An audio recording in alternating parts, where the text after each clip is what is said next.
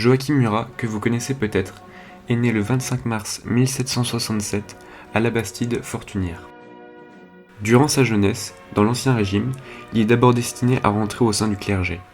Indiscipliné et se battant avec ses camarades, il rentre en 1787 dans le domaine militaire. En tant qu'homme audacieux, il est pris dans la 12e unité de cavalerie. Il est à nouveau renvoyé en 1789 pour mauvais comportement. Sous la Révolution, Murat devient représentant du Lot, son département natal, à la fête de la Fédération le 14 juillet 1790.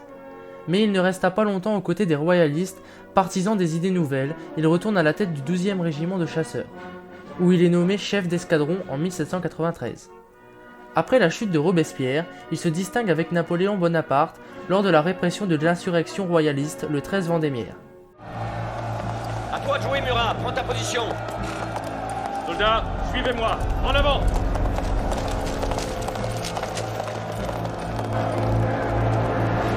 Genou terre.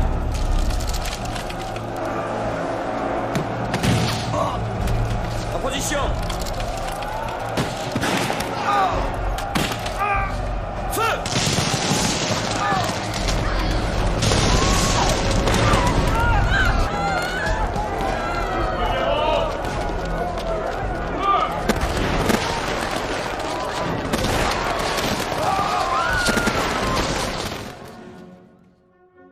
Le général de l'armée d'Italie, Napoléon, en fait son aide de camp. Après cela, il se distingue à nouveau par des charges brillantes à la tête des régiments de cavalerie. Grâce à sa popularité, il rencontre Caroline Bonaparte, la sœur de Napoléon, qui tombe amoureuse de lui. Il prend part ensuite à la campagne de Napoléon en Égypte, et participe à la bataille des Pyramides et à la prise d'Alexandrie. Pour ses faits d'armes, il est nommé général de division en juillet 1799. Mais avec les graves événements se déroulant en France, il rentre avec Napoléon. Il participe au coup d'État du 18 Brumaire, il entre dans la salle du Conseil et prononce sa dissolution. Il est nommé commandant de la garde consulaire. Il épouse le 18 janvier 1800 Caroline Bonaparte et entre dans l'entourage proche de Napoléon. Jusqu'en 1804, il continue ses activités et prend de plus en plus d'importance. L'exécution du duc d'Enghien, un Bourbon, précipite le consulat en régime monarchique. Il devient maréchal d'Empire, la Légion d'honneur lui est attribuée, et il est en plus de cela membre de la famille impériale. Il porte le titre de prince. La suite est plus connue. La guerre contre l'Autriche débute en 1805. Il y mènera l'aile gauche de la grande armée française à Austerlitz. Il se bat aussi à Iéna contre les Prussiens en 1806. Puis à Eylau en 1807, il mène la charge contre l'ennemi. Charge aujourd'hui très célèbre. L'empereur nous regarde. Nous allons avoir l'honneur de lui montrer ce que nous savons faire. Sabre au clair. Avec moi. Chargez!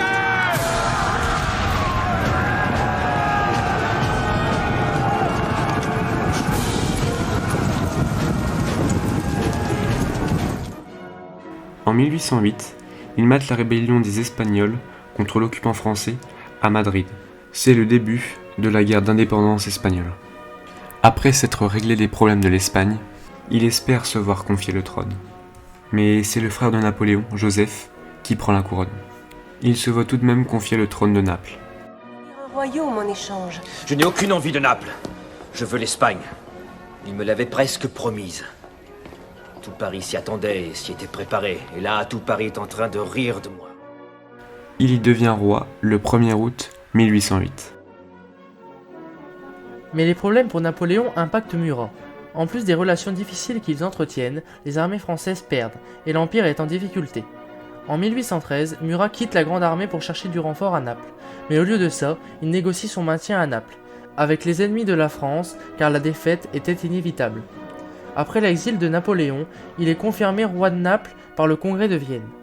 Mais avec le retour de Napoléon et les 100 jours, il tente de se rallier avec lui et déclare la guerre à l'Autriche. Il est sévèrement battu, il fuit donc Naples. Il atteint ensuite Cannes. Il espère que Napoléon l'appellera pour une nouvelle guerre, mais Napoléon refuse pour sa trahison un an plus tôt. Après la défaite de Waterloo, il s'enfuit en Corse et tente de reconquérir Naples. Il échoua et se fit capturer le 13 octobre 1815. Il est fusillé sous l'ordre du roi Ferdinand. Murat s'en va et restera dans l'histoire comme le grand homme qui a servi la France. Si la vidéo vous a plu, n'hésitez pas à mettre un pouce bleu et à vous abonner. Et bien sûr, n'oubliez pas d'activer la cloche pour être au courant de la sortie de nos prochaines vidéos. Et à bientôt pour une prochaine chronique.